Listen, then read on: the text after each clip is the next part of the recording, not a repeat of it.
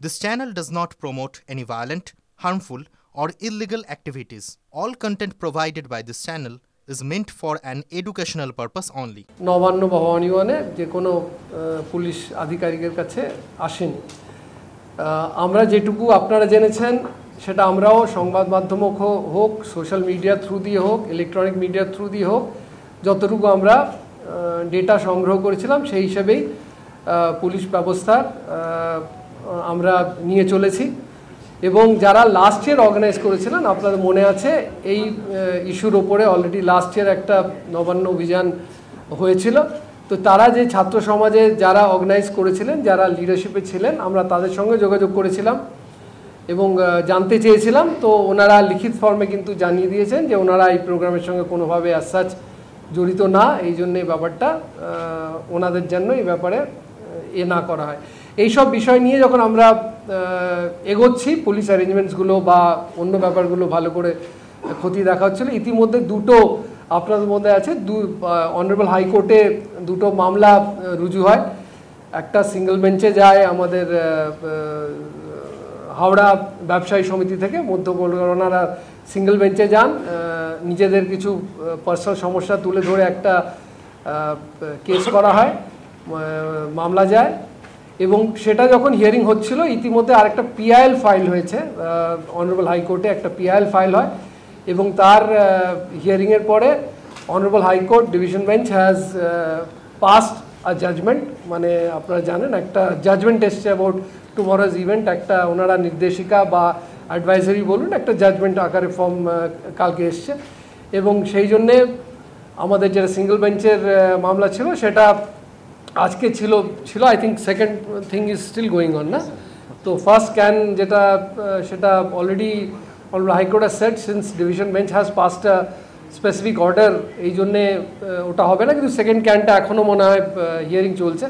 Will wait for that, কারণ আমাদের জন্যে মাননীয় হাইকোর্টের যে কোনো অর্ডার্স একদম বকলমে ফলো করতে আমরা বাধ্য, এই জন্য will definitely also take that into consideration. কিন্তু একটু দেরি হয়ে যাচ্ছিলো, এই জন্য উই ফেল্ট দ্যাট যে আমাদের ডিভিশন বেঞ্চের যে অর্ডারটা আছে, যে জাজমেন্টটা আছে, সেটা একটু বিস্তারিতভাবে আপনাদের বুঝিয়ে দেওয়া। এবং যেটা আমি প্রথমে একটু ওই জন্য একটু দীর্ঘ হয়ে গেল ব্যাপারটা, যে কোনো অর্গানাইজার্স কিন্তু আমাদের সঙ্গে যোগাযোগ কোনোভাবেই রাখছিলেন না। এই জন্যে through you to reach to the organisers এবং রিচ টু দি পাবলিক যে কালকের প্রোগ্রাম সম্বন্ধে এবং অনারেবল হাইকোর্ট যা জাজমেন্ট দিয়েছেন সেটা একটু ডিটেলে বুঝিয়ে দেওয়ার জন্যে, এবং সেটা যেন চারিদিক দিয়ে আমাদের তরফ থেকে, অর্গানাইজারের তরফ থেকে হোক, পাবলিকের তরফ থেকে হোক, আপনাদের তরফ থেকে হোক, যেন বকলমে আমরা এটা ফলো করি এবং যাতে একটা সুষ্ঠুভাবে যেন প্রোগ্রামটা কালকের হতে পারে, সেটাই একটা উদ্দেশ্য আমাদের কালকের হোল এই প্রেস কনফারেন্সের।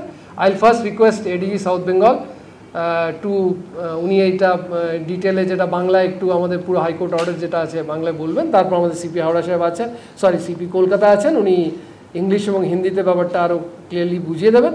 তারপর আপনাদের যদি কোনো কোয়েশ্চেন্স থাকে, will definitely take that questions and try to answer it to the best satisfaction possible, যাতে কোনোরকম কারোর মধ্যে কোনো দ্বিধা সংশয় না থাকে যে অনারেবল হাইকোর্ট কী বলেছেন, আমরা কি করতে চাইছি এবং আমাদের কীরকম কোঅপারেশন এক্সপেক্ট করছি from the organizers and from the public. Thank you. Thank you sir.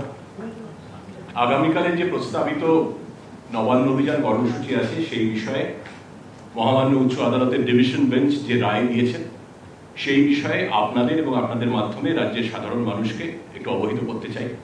প্রথমত, আদালত তাঁদের পর্যবেক্ষণে বলেছেন যে প্রতিবাদ করা ফান্ডামেন্টাল রাইটসের মধ্যে পড়ে, মৌলিক অধিকারের মধ্যে পড়ে। পাশাপাশি খুব স্পষ্টভাবে উচ্চ আদালত তাদের পর্যবেক্ষণে বলেছেন যে কোনো রকম সরকারি সম্পত্তি নষ্ট করা বা হিংসাত্মক কার্যক্রমের আশ্রয় নেওয়া এটা বেআইনি এবং এটা নাগরিক অধিকারের কর্তব্যের মধ্যে পড়ে না। হিংসা থেকে বিরত থাকা এবং সরকারি সম্পত্তি নষ্ট না করা এটাও প্রতিটি নাগরিকের কর্তব্যের মধ্যে পড়ে। To quote, it is the duty of every citizen to safeguard public property and abjure violence. পাশাপাশি হাইকোর্ট এটাও বলেছে যদি প্রতিবাদ করতে হয়, প্রতিবাদ কর্মসূচি করতে হয়, তাহলে সেটা করতে হবে সম্পূর্ণ আইন মেনে, শান্তিপূর্ণভাবে এবং কোন রকম সরকারি কর্মী, পুলিশ, সরকারি কর্তৃপক্ষ বা কোনো ধরনের সরকারি সম্পত্তির কোনো রকম ক্ষতি না করে, এটা খুব স্পষ্টভাবে আদালত বলেছে। আদালত আরো দুটো বিষয় পরিষ্কার করে দিয়েছেন।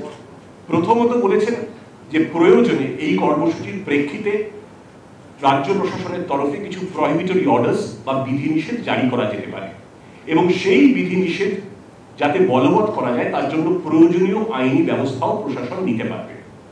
আপনারা সকলেই জানেন যে নবান্ন রাজ্য সরকারের সচিবালয় এবং নিরাপত্তার নিরিখে একটি অত্যন্ত স্পর্শকাতর জায়গা, যাকে আমরা পরিভাষায় বলি high security zone. Howrah police commissioner Praveen Kumar Tripathi আমাদের সঙ্গে আছেন।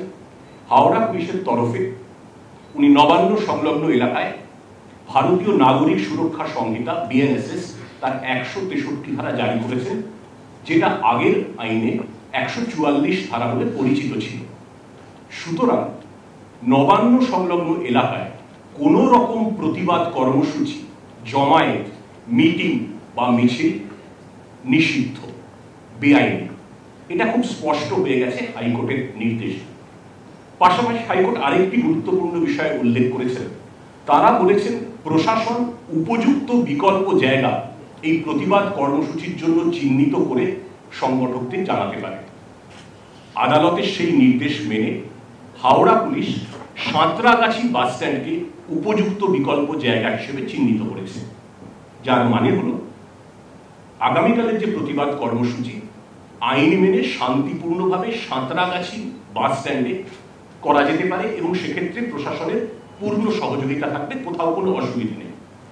কলকাতা পুলিশের তরফে আরআর এভিনিউ, রানী রাসমণি এভিনিউকে উপযুক্ত বিকল্প জায়গা হিসেবে চিহ্নিত করা হয়েছে। স্যার যেমন বলছিলেন যে সংগঠক ঠিক কারা সে ব্যাপারে কিছুটা বিভ্রান্তি আছে, কিন্তু সমাজ মাধ্যম এবং আমাদের ইন্টেলিজেন্স ইনপুটস অনুযায়ী আমরা কয়েকটি নাম পেয়েছি, সেই নামগুলি বিশদে বলছি না। যারা এই সমাজ মাধ্যমে এর প্রচারে গতবারের মতোই খুবই সক্রিয়, সেরকম কয়েকজনকে চিহ্নিত করে আমরা হাওড়া পুলিশের তরফে এই বার্তা লিখিতভাবে তাদের জানিয়ে দিচ্ছি এবং যারা যে নামগুলো আমাদের কাছে আসেন, যারা সংগঠনের সাথে যুক্ত আছেন, তাদেরকেও আপনাদের মাধ্যমে জানাতে চাইছি যে লিখিতভাবে জানিয়ে দিচ্ছি কয়েকজনকে, আর যাদের লিখিতভাবে জানাতে পারছি না তাদেরকে আপনাদের মাধ্যমে জানাচ্ছি যে সাঁতরাগাছি বাস স্ট্যান্ডে এবং কলকাতার রানী রাসমণি এভিনিউয়ে আইন মেনে গণতান্ত্রিক শান্তিপূর্ণভাবে কোনো রকম পুলিশ, সরকারি কর্মী তাদের কোনো ক্ষতি না করে, কোনো রকম সরকারি সম্পত্তি নষ্ট না করে প্রতিবাদ কর্মসূচি করা যাবে। তাই যে সংগঠকরা কালকের প্রতিবাদ কর্মসূচির ডাক দিয়েছেন তাদের প্রতি রাজ্য প্রশাসনের তরফে আমাদের অনুরোধ, আপনারা প্রতিবাদ কর্মসূচি রাজ্য সরকারের নির্দিষ্ট করে দেওয়া জায়গায়, উপযুক্ত বিকল্প জায়গায় আইন মেনে গণতান্ত্রিকভাবে পালন করুন, তাতে কোনো অসুবিধা নেই। প্রশাসন সব রকম সহযোগিতা করবে এবং আমাদের জানান যাতে ব্যবস্থা করতে আমাদের সুবিধে হয়। কত বাস আসবে, কোথা থেকে লোক আসবে, কতজন আসবে, স্টেশনে, রেলপথে কজন, সড়ক পথে কজন, তাহলে আমাদের সুবিধা হবে শান্তিপূর্ণভাবে কালকের এই প্রতিবাদ কর্মসূচিটাকে সুসম্পন্ন করতে।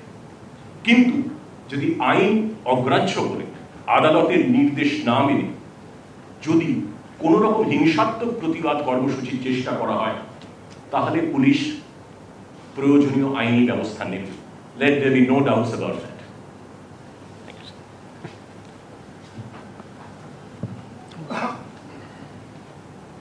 Good afternoon, ADG Law and Order Sahib and ADG South Bengal আপনাদেরকে অনেক বিস্তারে বলে দিয়েছেন। আমি জাস্ট একটু আবার রিপিট করব কিছু কিছু পোর্শন। আইল জাস্ট রিড অনারেবল হাইকোর্ট গতকাল যেটা অর্ডার পাস করেছেন। একটা তো যেটা এডিজি সাউথ বেঙ্গল বললেন that right two protest is a fundamental right. So definitely protest করা যেতে পারে, কিন্তু তার মানে কী কী আছে সেটাও সবাইকে দেখতে হবে। Second is that the police has Manya High Court যেটা বলেছেন, the police has already issued the prohibitory order and it will be open for the government to implement the said prohibitory order. So it is very clearly that clearly mentioned that যেখানে যেখানে prohibitory order আছে, it will be open for the government to implement that order. So that will be implemented. prohibitory order in accordance with law and inform the organizers about adequate alternative place for protest.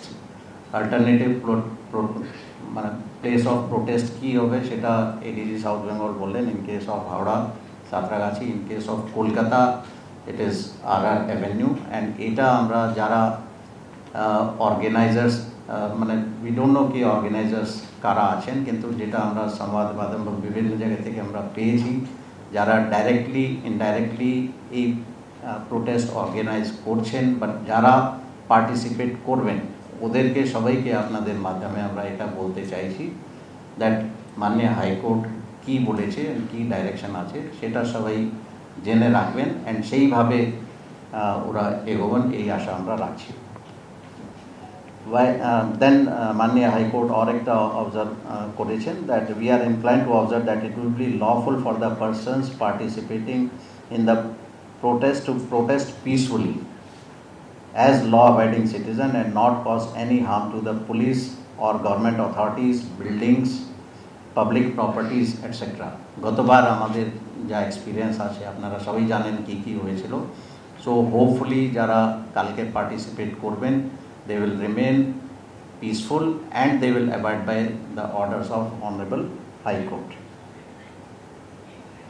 Further, Manya High Court jeta observe করেছেন, it has been enshrined in the Constitution of India which emphasizes the importance of protecting public property. This article 51A bracket 1 contemplates that it is the duty of every citizen to safeguard public property and to abjure violence. তো এটা একদম clearly লেখা আছে। এছাড়াও আমাদের আরেকটা programme আছে যেটা আপনারা সবাই জানেন, অভয়া মঞ্চ থেকে একটা কল দেওয়া হয়েছে ফর কালীঘাট অভিযান। ওদেরকে রিটার্ন ভাবে আমরা জানিয়ে দিয়েছি।